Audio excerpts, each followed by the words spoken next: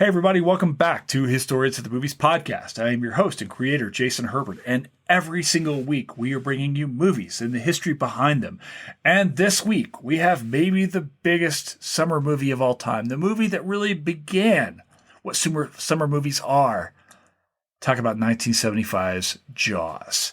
And you can hear it in your background. You can hear the soundtrack. You can hear John Williams' score. You know this movie. It was one of the biggest films we ever did when we did the watch party a few years ago, and people love this movie. They can always tell you when the first time they saw this movie. And this week, I wanted to do something different. Instead of maybe historians at the movies, I want to do kind of scientists at the movies. And I brought for you the most amazing scientist I could. I'm talking about Melissa Cristina Márquez. She is a friend of mine. I've known her on Twitter for years now. She is a great white shark scientist based out of Sydney, Australia, where she's doing her doctoral work down there. She's a published author. She's got all this different stuff. And we talk about this film in its historical context. But what we really get into is the science behind the film. What they get right, what they get wrong, the film's effect on global shark populations, the role of sharks in the ecosystem, what it's like to be a marine biologist, and more specifically, what it's like to be a Latina marine biologist. So this is a really cool conversation. I hope you dig it. Had a blast talking to Melissa. She's got so much to say. I think you're really going to enjoy the flavor of this pod. So sit back and relax, because we're going to need a bigger pod. Jaws is next on Historians of the Movies podcast.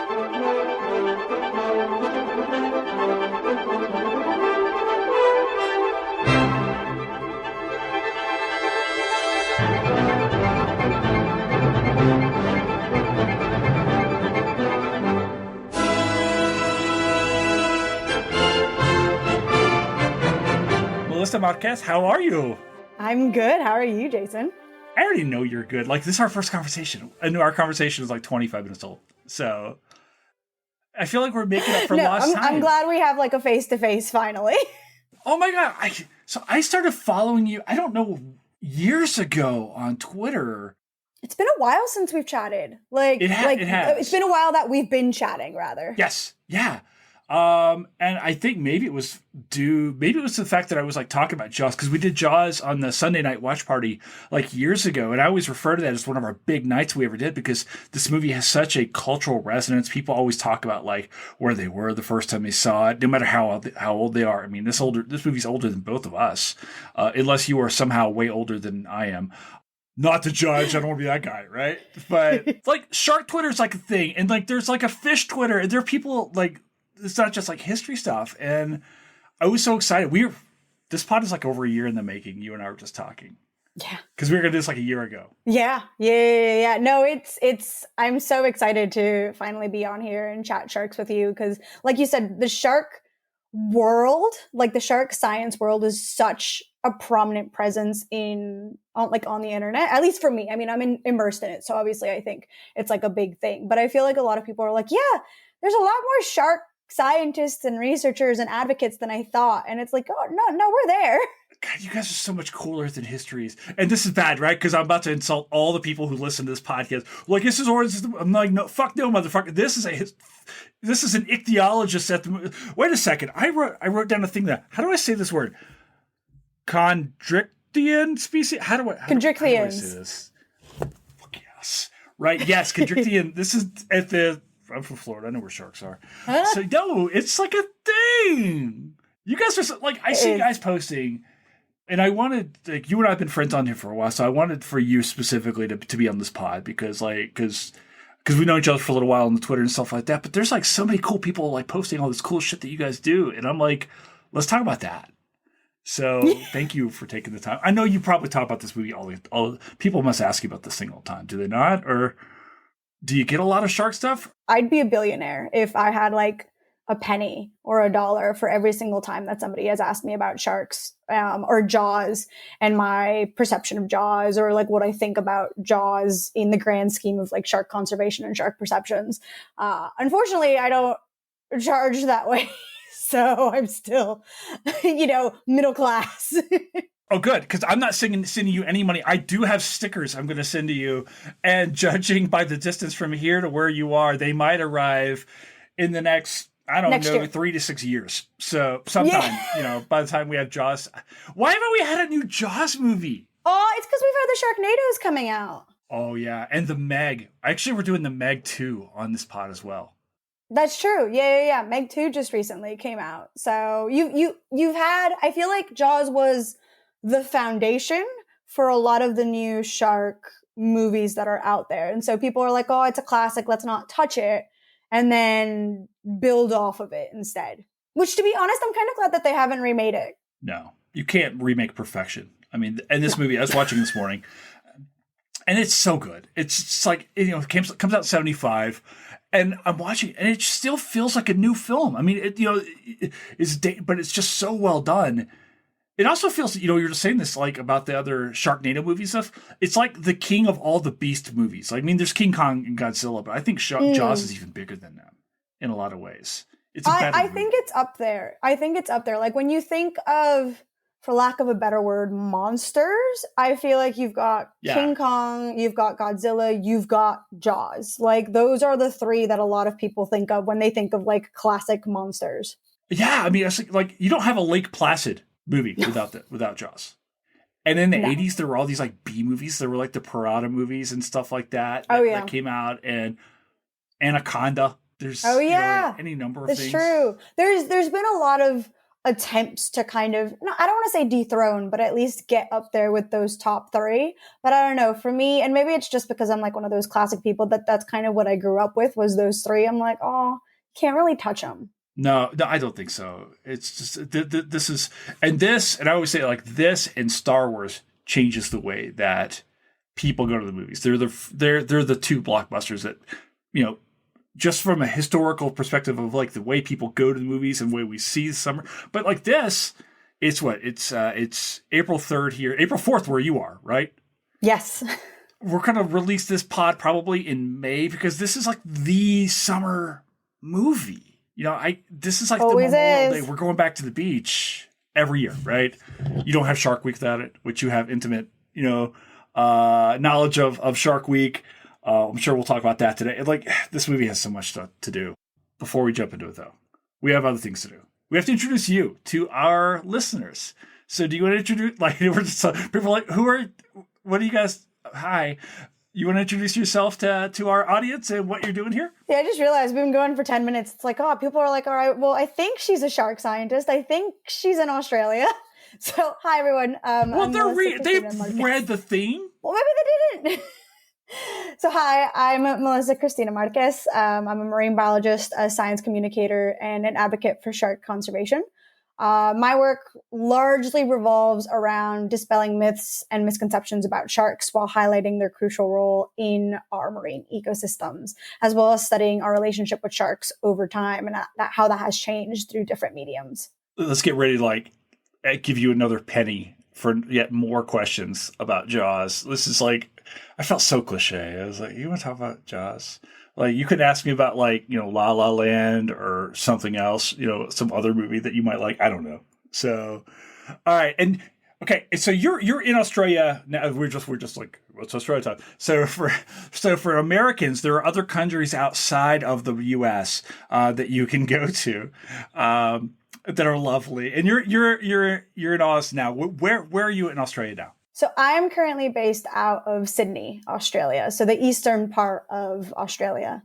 So I've been doing my PhD here in Australia for the last couple of years.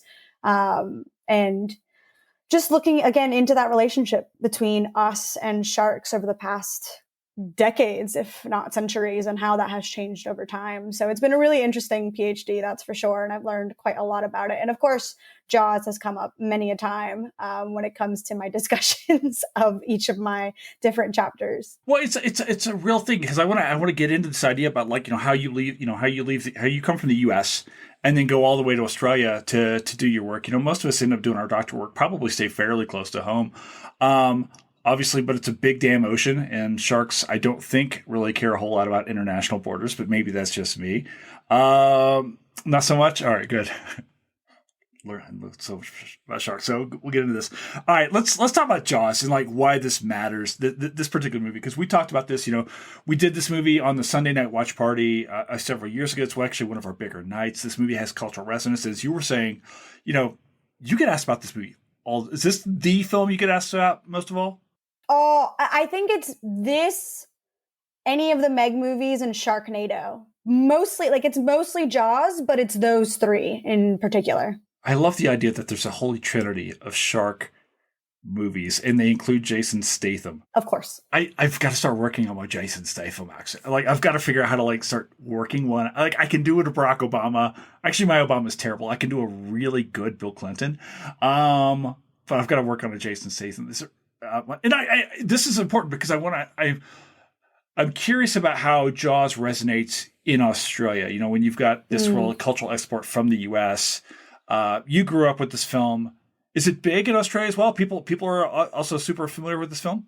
I mean, look, I feel like Jaws was very much a global sensation, not just something that was centralized in the States. Obviously, it was aired in the States first, but I do think it became a cultural global phenomenon, especially because parts of the Jaws filmed were actually shot by two people from Australia.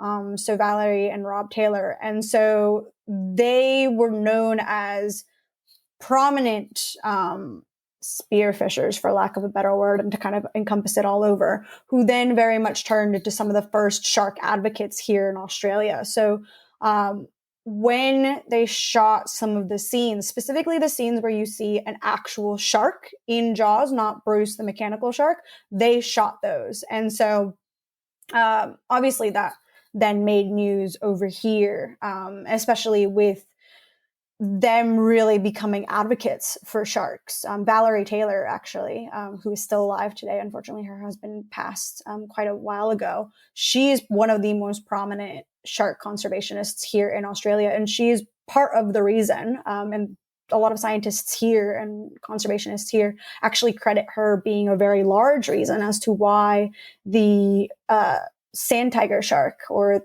I think it's called, what's the name of it? It's another word here. It's like a ragged-toothed sandy nurse shark or something like that. It's like a ragged-toothed nurse shark, they call it here. But over in the States, we'll know it as the sand tiger shark. She is part of one of the reasons why they are protected, actually, here, the eastern population. And so, yeah, it's definitely has its roots here, and it's entrenched in the culture. But I don't think I don't want to say as feared, but I don't think it's had as much of an impact as, say, in the States, because so much of our population here in Australia is by the coast that more often than not, you have personal relationships or personal experiences with these animals that trump whatever it was that you watched on Jaws. All right. I have so many questions, of course. And, you and I have like almost crossed paths so many times. We were both talking about Puerto Rico and Florida. I have yet to be in Australia. As soon as some university wants to bring me out, I am on a plane for 1,000 hours, however long it takes to get over there. Yeah, it's a while. Yeah, I've got to, is the flight to Australia, is that where you're shelling out for the better seats just because it's such a long way to get over there? I mean, look, the majority of the time that I've traveled from here back home to Puerto Rico and Mexico, I've been in economy. There are many times that I'm like, man, I wish I could afford business class or even extra economy for the extra leg room and stuff like that. It is a testament to patience and to comfort. And as I get older and older, I'm like, you know what? I think I will shell out a little bit more money just for a bit of extra leg room or the aisle seat, not be next to the toilets or something like that. Yeah. I'm dying to go over there. All right. People are like, Jason, we don't care about where you want to visit. Everybody knows I want to go back to Prague. Stop talking about beer all the time. Anyway, all right. We talked about Jaws, this conservation. We're going to get into this. What are your general thoughts when I asked you to do this film? I know that you get asked about it a lot. Your general feelings towards Jaws when you think about it. How do you feel about this movie as a scientist? I really appreciate its impact on popular culture and the ability it has even today, not even has even today, its ability to instill this kind of sense of awe and fear for the ocean. But I also very much recognize its shortcomings in portraying sharks accurately. The funny thing is a lot of people are like, oh, you must hate Jaws, you must hate Jaws. And it's so funny because I know so many colleagues, so shark scientists, who the reason why they went into shark science was because of Jaws. And so it's just really interesting to me how divisive this movie can be. It made people, some people are absolutely terrified to even get into bathtubs because of Jaws, thinking that a shark is going to come out of the drain. And other people are like, no, this movie is what set my fascination and awe for these animals into motion and has made it so it's a lifelong career for me. So yeah, I think I really appreciate and respect its ability to transcend all sorts of, I guess, expectations, and also what people still feel like towards sharks. You know, Spielberg has this amazing ability to do that, right? Because he does that with Indiana Jones as well. Because I know of so many archaeologists who go into archaeology because of that film. And of course, archaeology is nothing like what they see in Raiders of the Lost Ark or Last Crusade or anything like that. You know, it's like this reverse thing's like, yeah, we're going to sell this, but actually it's this over here. There are no movies that inspire anybody to become a historian. Just nothing. Like, we're just I know not at all. We're just like, ooh, the archive. No, actually, it turns out, like, you know, we have National Treasure, but that's fine. I was going to say, yeah, you've got National Treasure, but that doesn't really depict the field accurately. It doesn't actually. And, you know, so I'm friends with those screenwriters. They're going to come on to do, because that was the very first movie we ever did on the watch party, like years ago and back in 2018. So I just talked to the screenwriters the other day. They're going to come back on to be on the pod, which I'm stoked about. But it's a fun movie that plays with history, which is all you're really trying to do with movies, right? So I'm totally excited to see them. I kind of owe this whole HATM thing to them, or in some ways, maybe I'm damned by that. I don't know. All right, before we start banging on this movie, start talking about all the bad stuff, let's talk about the good stuff. Are there parts of this movie that you like, that you kind of get into? I really love the film's suspenseful storytelling. And it's got quite a few iconic scenes.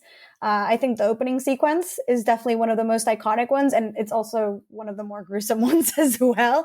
But I mean, just that opening scene really sets the tone for the rest of the movie, as well as the really intense finale on the boat, of like the culmination of the entire film just comes to this apex. And so I think those moments really capture the primal fear that's associated with the unknown depths of the ocean. And a lot of people feel this fear, but they can never really adequately express it.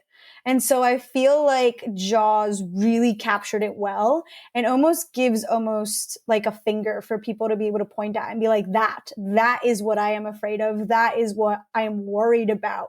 Because when you give a feeling a sort of scenario, then as a science communicator, as a wildlife educator, as a shark scientist, I can then start saying, all right, let's dissect that and break it down. So, I mean, a lot of these scenes are just so iconic because they were shot so well. You know, Spielberg really knows how to shoot a compelling movie. And he knows how to tap into humanity's innate fear of the unknown. So I have to give my hat off to that, because it just does that very well. Yeah, you know, getting out, it's such a, when you get out into nature, and I feel this way whenever I'm in the ocean, or frankly, like when I was in Wyoming a few years ago, and I'm just terrified of grizzly bears. Like, I'm just, oh yeah, I'm so not afraid to admit that. Like, just gigantic, just, I see these reports like one in like 5 men think they could survive. Yeah, they're just big, just destroy. Did you ever see Grizzly Man? I didn't, no, but I've heard of it. I've heard of it, but I haven't seen it. But I mean, grizzlies can fuck you up. A little bit. And you live in Australia. We're like, so we both went to school in Florida, which I always call America's Australia, because everything in Florida wants to kill you, especially the governor. But, you know, we'll get into that here in a sec. You know, for me, I always like the part on the boat where Quint's talking about the Indianapolis, right? Which I don't know that people really knew that story before Jaws comes out, you know? And it's just this moment where Robert's just chewing on scenery. Well, a lot of people think Jaws started the fear of sharks, but really the fear of sharks goes beyond Jaws and actually has a predecessor, which is the World Wars. I mean, there's always been some sort of fear of sharks. You can go back to mythology and see bad, or not bad, just figures in folklore, in indigenous storytelling, where a shark has bad characteristics and is painted as a villain, essentially. So, I mean, this goes back millennia, as early as storytelling as possible. But really, the world wars, I mean, you have a bunch of mothers and fathers sending their sons off to war, which is scary enough, but especially for the Navy, which we already didn't know that much about our ocean to begin with then. And then you have these monsters that are attacking our sons and our husbands and our uncles and our fathers after they've been bombed. Like, it just set the stage for fear of these animals that then Spielberg really just amped up with Jaws. And so, I mean, again, it's really smart marketing of tapping into that innate fear of the unknown and also the primal terror really of being hunted.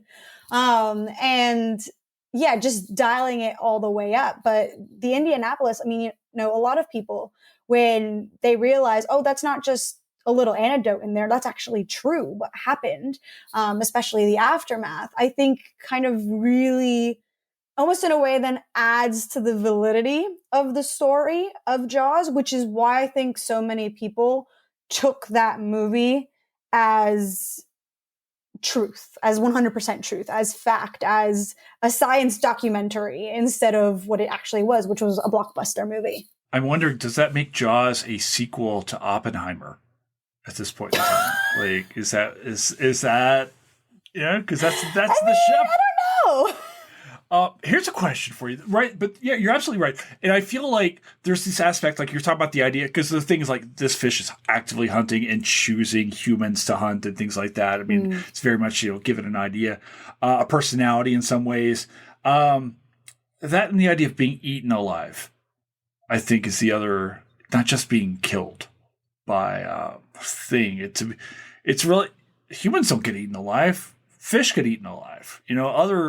Farther down there, it has this film has the amazing effect of taking us off the top of the ladder. Yeah, instead of us being the hunter, we're the hunted, which is terrifying to people. Yeah, absolutely. And I still feel uneasy when I get in the water, as much as I want to be like, I'm a man. Blah blah. No, I'm still aware of it. Like when I'm back home in Florida, but especially because we've got so many bulls, which we'll talk about here in a bit, I'm sure. Where does this movie go astray? When people are coming into this movie I know we can probably sit and take this movie apart. That's not really what we're doing here in HATM. But when you watch this film now as a scientist and things like that, if people are coming, it's like, hey, what's right, what's wrong here? Where does this movie kind of grate at you a little bit as far as understanding shark behavior, shark anatomy, the way we respond to sharks, things like that? Where does this movie go astray? I think the film really perpetuates the myth of sharks as these like mindless killers. It also really disregards their ecological significance and the idea that shark attacks are really common. Shark attacks are actually quite rare compared to other risks that we face in the ocean. And so I think those would be the top three things that when I watch the movie, I'm like, oh, you missed the mark with those three. Because a lot of people, and especially I feel like nowadays with the prevalence of social media, when a shark bite happens, wherever it is in the world, you often hear about it multiple times because the news latches onto it and will spit it out multiple times. So a shark bite that has happened, one single shark bite, could be written about thousands of times. And if you're constantly seeing that on your timeline, you innately then think, oh, okay, well, this actually happens quite often, when really the numbers are quite low, especially rare or fatal shark bites. And so I think preying on that fear of this, let's put it bluntly, traumatic event happening more often than not by an animal that is this mindless killer. You know, it is just going after people. It is tearing them apart. It has no, it's torturing you by like hunting you down and stuff like that. I think it really perpetuates this myth of these animals as monsters, and not really paying attention to how smart these animals are. I mean, they've been around for over 450 million years.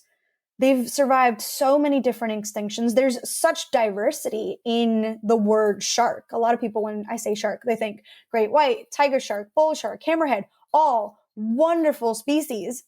There's over 500 different species, and we are discovering new species all the time. And very few of them interact with humans in that way, that they've been implicated or had the finger pointed at them as an animal that has bitten a person.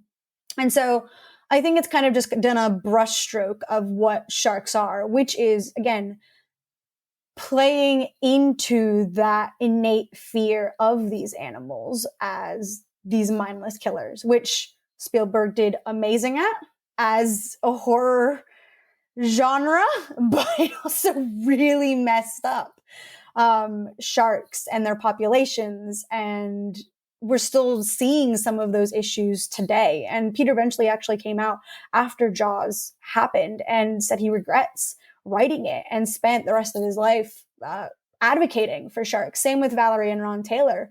They actually, when Spielberg realized how much backlash sharks were getting, called them back to the States to do a tour to talk about what sharks actually are like. And that's something that Valerie Taylor is still doing here in Australia, and all over the world, is trying to almost take back what happened from Jaws. Yeah, I have so many places I want to go there, and I'm just, as you were talking, you have so many points I want to address because you're giving so much great information, and I want to kind of go back to the idea of the shark attack, which as a historian, I look at language a lot. The ways that we, the labels we apply to things affects definitely the way that we think about them and return. And so I wonder, is the term shark attack itself even is this an appropriate term to talk about human shark encounters where there are, either a casualty or a fatality or something like that? Was the word attack feels so sensationalized to me? Is there a better term? Yeah, well, I mean, that's use? the point. There is. So the word attack, I mean, it has so many negative connotations. And so scientists have actually come out, and it's been around since 2013, that officially scientists put out a paper saying, hey, media, we would really appreciate you use these words instead.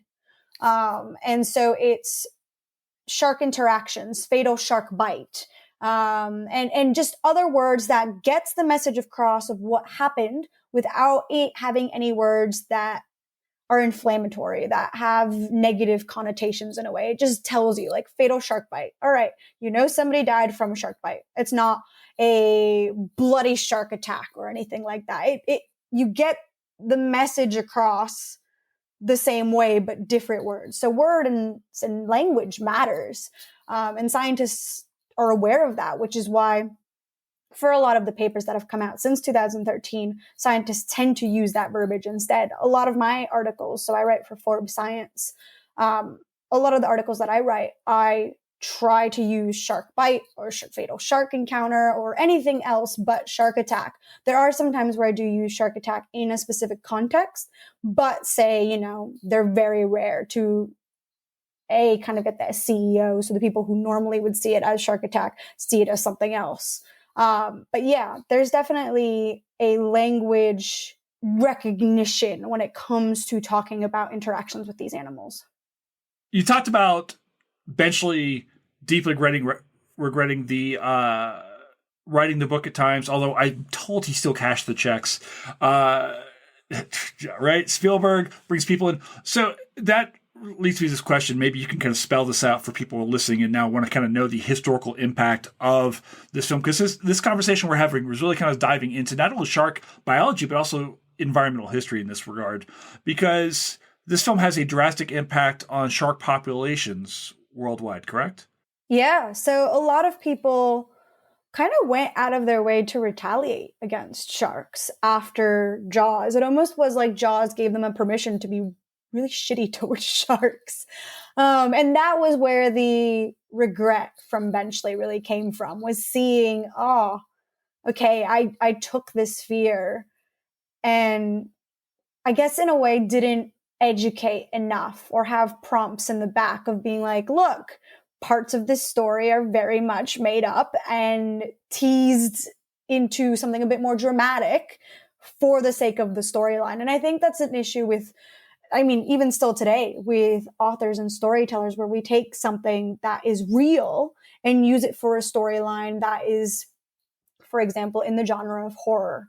And I think it's our responsibility to, at some point in the story, let people know, all right, this is what's actually real, what's actuality in the real world about this topic. And this is what I have fluffed up.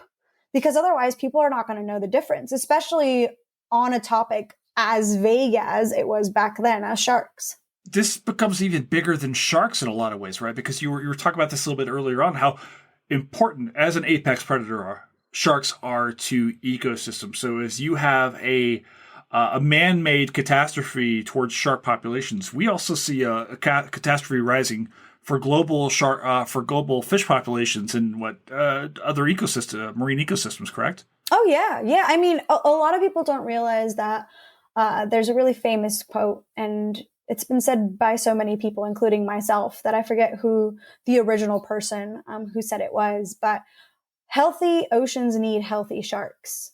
And a healthy planet needs healthy shark populations because the ocean covers the majority of our planet. And I don't think people realize how important of an ecological indicator sharks are.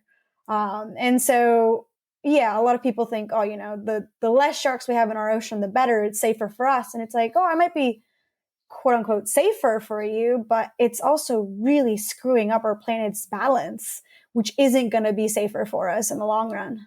I just feel like, yeah, this idea that, it's first of all, I don't know if there's ever such thing as a safe world for humans, and I don't know that there probably should be. We're also, parts of this ecosystem. You rid these, it just feels like you rid sharks of this ecosystem, and you have a whole risk of the whole thing coming down on itself. Yeah, and that's it. I kind of liken it almost to like a Jenga tower, where you take the piece that is sharks off from the bottom, and it's going to make the whole entire tower collapse. Now, maybe not the entire tower, but large chunks of it, in a way that we don't really know how that tower is going to end up, what's going to be left over afterwards, which is why so many people are pushing for shark conservation, because we don't want to get to that point where we rid our planet of an animal that's been around for millions of years and has obviously a really important ecological role to play. So now I want to ask you about this stuff because, I have so many historians on this pod. So many people come on the pod. But you're our first marine biologist to come on the pod. And I'm so excited about this. And I want to ask you about, how do you become a marine biologist, and kind of talk about the influence of sharks in maybe motivating your own career path. And then how does one do sharks as a career? There's many different pathways for it. There's not just one way to be a marine scientist. The ocean is so vast that it makes sense. There are so many numerous jobs to be involved in it in sort of one way or another. And marine biologist happens to be one of them. And even the term marine biologist is almost an umbrella term for so many different pathways you can kind of go down with. So I grew up in Puerto Rico, in San Juan, for those who don't know. And I spent my time between there and Mexico. And while I was there, I was pretty much always near the ocean. I mean, that's what you do when you live on an island. You're near the ocean constantly. It's not just something you go visit every now and then. It's very much a presence in your everyday life. And so for me, I was just always fascinated by the ocean. And I knew that in some way, shape, or form, my life was going to be attached to it in some way. And I had so many questions about what I was seeing when I would go visit the coastline and the beaches that we would go to when I was little. And I knew the only way for me to answer a lot of those questions was to go down a path that would allow me to constantly be by the ocean, which just happened to be marine science. When we moved from Mexico over to the States, we moved in the summertime, which is when Shark Week happens. Now, for those who don't know, global audience, for those who don't know, Shark Week is, God, it's been around for such a long time now. I think it's one of the longest running TV series in the world. It's a whole entire week dedicated to just shark shows on the Discovery Channel. So I just happened to turn to what was then known, and I still think is known as air jaws. And it's this great white shark, like breaching out of the water, chasing this seal. And I was completely enamored because we don't have, not that we don't have great white sharks in the Caribbean. We do every now and then, as science has shown us. But it's not like it's just on the coral reefs that I grew up in. So I was like, what is that? Is that not off the coast of South Africa? Is that where they do those? Yeah. So that's South Africa. And so, yeah, I'd never seen a great white shark before, let alone it breaching out of water. And it's a big animal. I mean, they make emphasis of that on the show. So that just enraptured me. And I remember being very little and telling my parents, oh, I'm going to be a marine biologist. And they're like, yep, that makes sense. And then being a little bit older and being like, I'm going to be a shark scientist. And they were like, cool. Thinking it's a phase, like next week I'm going to be like a lawyer or a wedding planner or something like that. And I just never got out of that phase. So going down the route to be a marine scientist, it usually involves pursuing some sort of relevant degree in marine biology or some sort of relevant field. So I have quite a lot of friends who have bachelor's and master's in zoology, ecology, conservation, marine biology, marine science, chemistry, physics, just different aspects. And then as you go on to your master's or possibly your PhD, if that's something that you want to end up doing, you get more and more kind of focused in what it is that you're doing. Obviously for like high school or for the years leading up to you going to a university, it's really important for you to be able to take science classes, to take math classes, to take writing and English classes to make sure, you can write, because there's a lot of writing in science. And now there is quite a lot of emphasis on being able to have some sort of computer skills. So be it coding, know how to use ArcGIS or map, being able to do pretty much anything on computers would kind of set you apart, as well as volunteering in something that's related to animals or maybe the sea. For example, volunteering at an aquarium, or a vet clinic or something like that. And so from there, you kind of then focus more and more on what it is that you want to study. And that, you do a lot of experimentation and a lot of searching through your departments or what people are doing or people that you look up to, kind of asking them questions of, hey, how did you get into this? Do you have any tips? So yeah, it's a very personal journey, and no two people's journey is going to look alike. But I feel like that's not just for marine biology. I think that's any job in general. You end up doing your undergrad in Florida, and then, like I said earlier, why did you choose to go? I mean, I'm told there's water and sharks. You just said this in Australia as well. Why, of all places, why wasn't America good enough for you to do your doctoral work? I actually went and lived in New Zealand first. I did my master's in New Zealand, and I did my bachelor's in Florida, like you said, and really wanted to expand what I was studying. And so I was studying a lot of coastal sharks in that area, which was fine. And I love them. They will always have my heart. But I wanted to study a little bit more about the deep sea. And so when I saw this opportunity to get a master's in New Zealand studying deep sea sharks and actually the relatives of sharks, so the chimeras, the skates and the rays, which collectively make up the chondrichthyans, like we said at the beginning of the podcast, I kind of took that chance and ran with it and just happened to get that scholarship and that stipend to study those animals. So I lived in New Zealand for a little bit, and then I just didn't want to go home just yet. I felt like my time living abroad wasn't finished. So I took a year off between my master's and my PhD just to get a taste of the real world and get out of academia for a little bit, because I was really burnt out by the end of my master's, and went to Australia, which was next door. And I had been saying since I was a kid that I wanted to live in Australia, that I wanted to work in Australia, study sharks in Australia, because Australia has quite a lot of sharks. It has over 180 species, and quite a lot of them are endemic. So endemic means you only find them here, nowhere else in the world. So I took a little bit of break, started looking at PhD opportunities here, and got a really good one. And since then, we've had a pandemic. I've had a lot of personal journeys and stuff like that has changed what my initial PhD was going to be, and it's morphed into something else. But yeah, it wasn't that no school in the States wasn't good enough. I wanted a more global experience in my education. And I was really lucky to be able to get that through stipends and scholarships. My gosh, I am, first of all, I'm just in awe of your journey because I think it's amazing. I think the fact that you've done these things is just insane. Like when I was teaching high school, I would always tell my students, I'm like, and I was teaching at a kind of a wealthy high school in Florida, near West Palm Beach. And I would tell students, I'm like, of all the students in the country, you guys come from privilege, and they're all aware because they got out of their Maseratis to come into the school each day. And I was like, you guys have the opportunity to go and do these places and so forth. And like, I just think it's amazing when folks are able to go and, do these things and live these other lives and go other places. We almost lived in Australia as a kid. My dad this was another place where we crossed paths. My dad worked on oil wells off the coast of Louisiana, and they almost brought us down there. And I think my mom told me, she's like, yeah, we were this close to choosing to go down to Australia. I'm like, why do you know what Louisiana in the South is? It could not be worse. So I often wonder like what life would have been had we moved down there. Can you talk about the great white shark itself? Like the differences between reality, like how a shark how does a great white shark do in real life versus what we see on screen? And either in Jaws, they don't come in tornadoes often, is my understanding.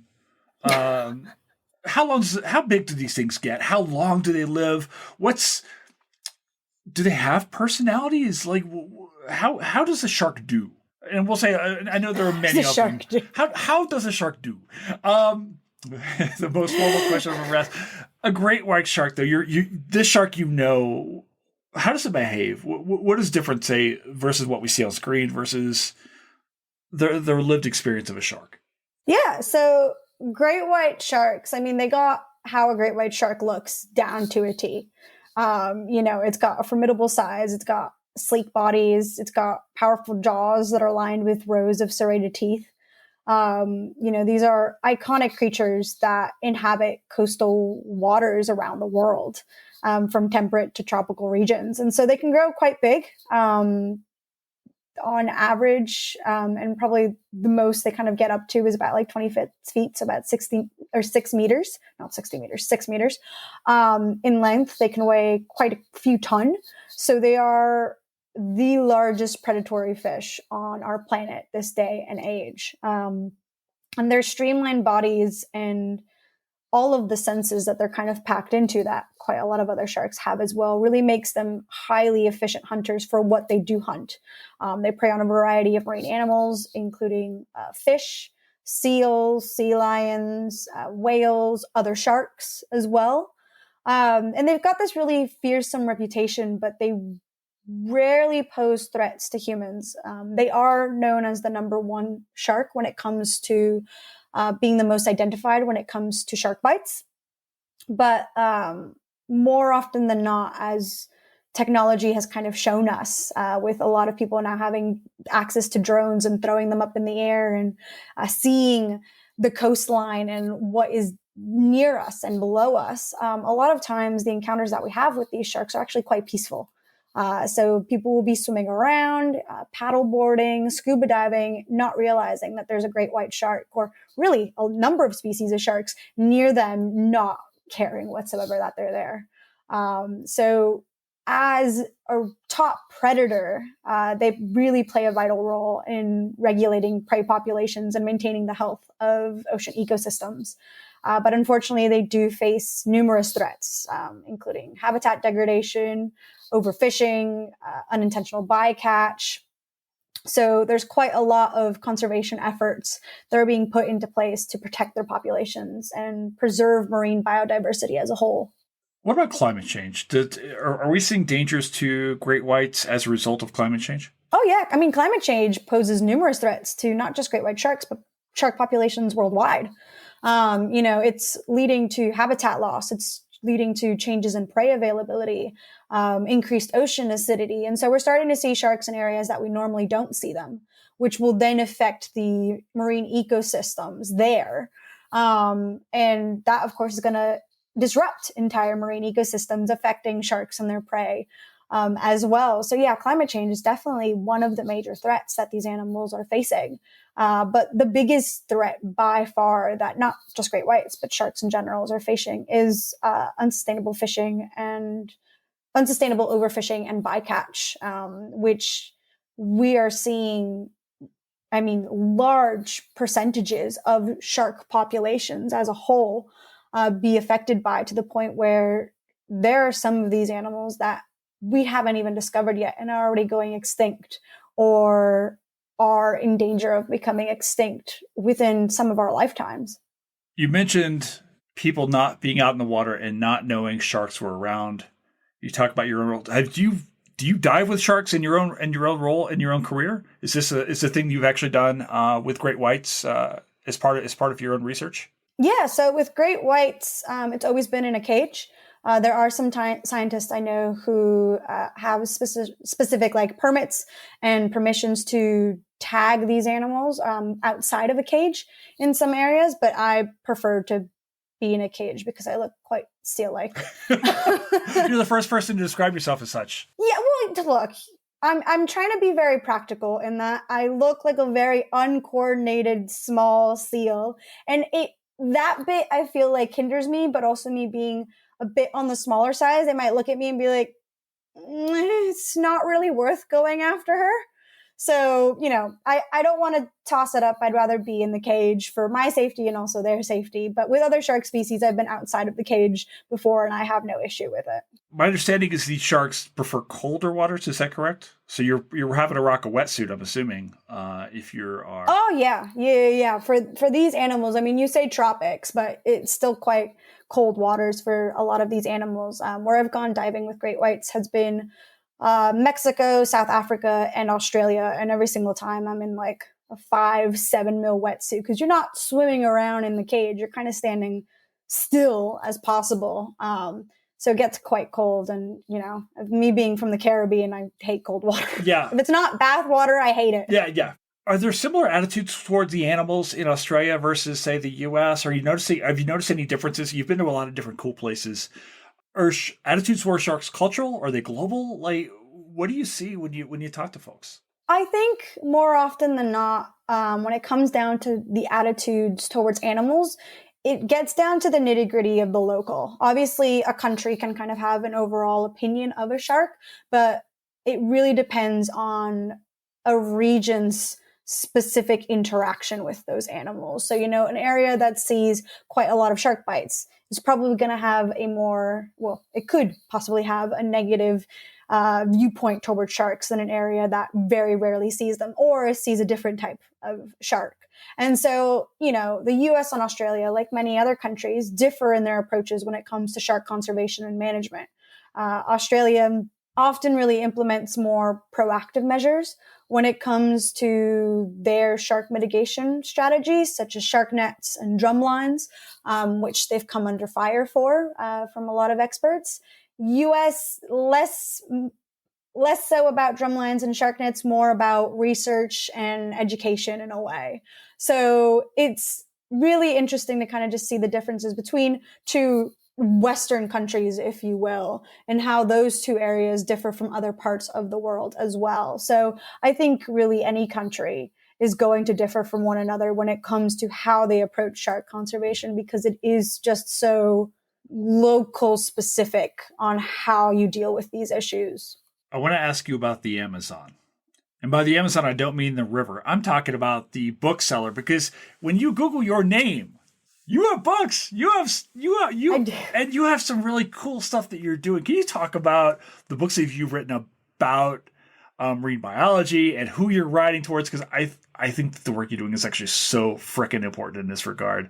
My goddaughter doesn't know that she's getting your books, but she is. So can you talk a little bit about that? Yeah. So, as I've kind of said, I am a science communicator and a wildlife educator. And part of what I do is not only do podcasts and classroom visits and presentations for organizations and NGOs, but I also do my outreach and my education through writing. So I do it through Forbes, I do it through other magazine platforms, but I also do it through kids' books.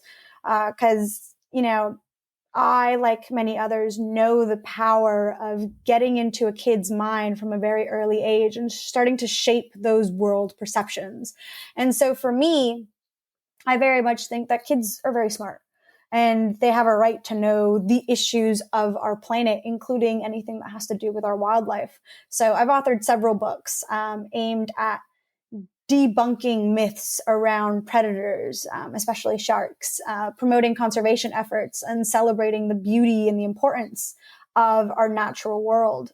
So I've got everything from picture books for little kids, talking about the importance of following your dreams and being able to do whatever it is that you want to do for your dreams. That's Mother of Sharks, which follows my journey as a small girl to who I am today. I've got another picture book that's coming out, actually, if this is coming out in May, at the end of the month, that's looking at whale sharks and Aztec mythology and deities and talking a bit about culture as well. So those are two picture books there. I've got other picture books that are coming out as well that will deal with animals and, again, Central American and Caribbean mythology and folklore, because that's stuff that I grew up with, along with a natural element to it. And those are my two new picture books that will be coming out in the next couple of years. I've got a series they're called young adults, but essentially anyone from like the ages of 7 up to 14, 15, called the Wild Survival Series. So it's 3 books, one that focuses on crocodiles, one that focuses on sharks, and one that focuses on jaguars. So all predators with a bad reputation that I educate people about what these animals are actually like, the research that goes into them, the threats that they're facing, along with a little bit of imaginative storytelling in there. And I'm happy to announce that I have just signed a contract for my first adult book, which will be coming out in the next couple of years.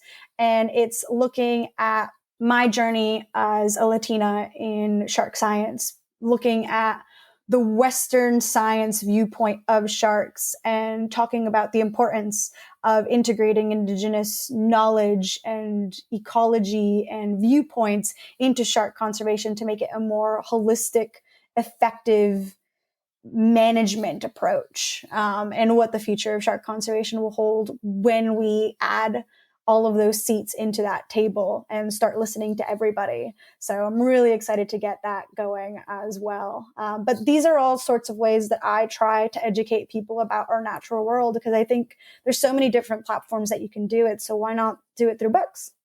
Do you sleep? I thought I worked a lot. No. Oh my God. Now I know that, yeah, you know what? I now know if I get bored, I can text you because you're up. Oh my gosh. This is so exciting. I am so excited for, oh my gosh, the stuff that you're talking. Oh my God, this is amazing. I'm going to post links to all the stuff on the Twitter thread and all the, are you kidding me? Oh gosh, thank you. All right, I want to start kind of, we'll circle back. I don't know, whatever. We're talking about great whites in this episode. Do you have favorite sharks? Do you have, you talked about ones that are close to your heart. What do you have? What are your favorite sharks? My top one is a tiger shark. Oh yeah. They're just really charismatic. They're beautiful. They're just, the hunting style and the way that they're built just fascinates me. Do tell. So their teeth, for one thing, are really distinct in that they're not just a triangle serration, they're not just curved, they're both. So they almost act like can openers in a way. And I just think they're beautiful to look at. You know, it's nature's engineering at its finest in my point of view. The animal itself, it's a large, robust shark that is covered in tiger-like stripes, which is why it's called tiger shark, that are really, really vibrant when it's young and they fade as they age. And I've been very lucky and fortunate to have gone diving with them quite a few times. And they're very charismatic. They very much have personalities, and that some are kind of a bit more boisterous and in your face, and you kind of have to take your camera or a PVC pipe and push them away. And other times they want nothing to do with you. So there's just a lot of intelligence when you look into their eyes and at their face that just fascinates me. The next one, it's one that I think a lot of people don't realize is actually a shark, but it's called a Caribbean rough shark. And the best way to describe it is it looks like a burnt wonton. I love this shark already. I'm also hungry. It's getting towards dinner time, so go on. This may affect where I order dinner tonight. They look like burnt little wontons, like little dumplings almost. Somewhere out there, Caribbean rough shark is getting offended by this. Like, hey. I say that in the most loving way possible because like dumplings and wontons are some of my favorite food. So I very much love them. They just have such a cute face. And when I tell people this is a shark, they're like, no. And I was like, yeah, this is a shark. They're like, but it's so cute. And I'm like, exactly. So many people have this preconceived notion of what a shark looks like that they don't realize there's some species that are freaking adorable. So it's a deep sea shark that obviously lives in the Caribbean, and there's not actually that much that we know about them. And I just find them so intriguing that there's an animal that looks like them off of like my home, in my home waters, and they're just incredible to look at. They've got some gorgeous patterning, almost like marbling on them as well. They're just beautiful creatures. So yeah, those are my top two. I love it. All right, let's circle back here. The final question I always ask people about when we do these things is, is such and such a history movie, but is Jaws a science movie? How do you think, when you think about this movie, what is this movie? Look, while Jaws incorporates some scientific elements into it, such as like shark anatomy, a little bit about like shark behavior and whatnot, it ultimately prioritizes entertainment over scientific accuracy. So that to me makes it more of a thriller than a scientific movie. It's not, a David Attenborough documentary or anything like that. It very much is a blockbuster movie. Now as I cruise through my kitchen here in a little bit, I'm going to have David Attenborough's like voice in my head. It's like the middle-aged man going through, he's found the cupboard, so it doesn't look good for the ramen noodles tonight. So that's going to be so bad. The voice is there. All right. For people who want to find you on social media, because one of the things I found you through social media, I know that there are a ton of other amazing marine biologists out there doing some really cool work, really publicizing the stuff that they're doing through social media. How do people find you? Where do they find you online to learn more about what you're doing, more about the sharks that you're studying, the books that you're publishing, the 47 books you're publishing? Where do people find you? So on social media, I'm on Twitter, which is now known as X, at MCMSharksXX. On Instagram, Facebook, Threads, I'm on Melissa Cristina Márquez. On Blue Sky, I'm at Melissa Cristina Márquez.bluesky, whatever it is. And I will be opening up a YouTube channel pretty soon, and that's also at Melissa Cristina Márquez. So check that out and subscribe. This is going to be on our YouTube channel as well. We're also it's heck yeah, absolutely. Oh my gosh. Well, so I am so thankful to you for taking the time. I know that you should be writing. So don't remind me. Oh my gosh, dude. Yeah. Thank you so much for being here and taking the time. I've been looking forward to doing this for like a year now. So to be able to sit down here with you from across the way, I was so looking forward to this all day long. So I can't tell you how thankful I am to you for taking the time and talking to me about this movie and your work and everything else like that. So thank you so much. No, it is my pleasure. Thank you so much for having me.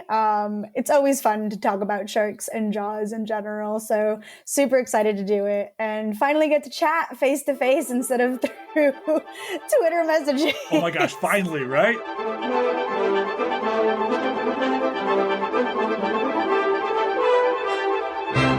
And And that's a wrap here at Historians of the Movies podcast. Thank you so much to our guest, Melissa Cristina Márquez. Melissa, you are the absolute best. Thank you so much. I was so delighted to finally be able to sit down and talk to you about this movie, which I've been waiting forever. I hope you guys dug this. Thank you, of course, to our intrepid producer, Fletcher Powell, for making this podcast happen. And most of all, thank you to you guys for continuing to listen. I hope you enjoyed this pod, enjoyed this episode. This was a blast to sit back and talk to Melissa about. Keep sharing this. Keep listening. Keep leaving comments on Apple and Spotify and all the other places. Guys, you guys rock. Thank you so much for being here. Ciao for now.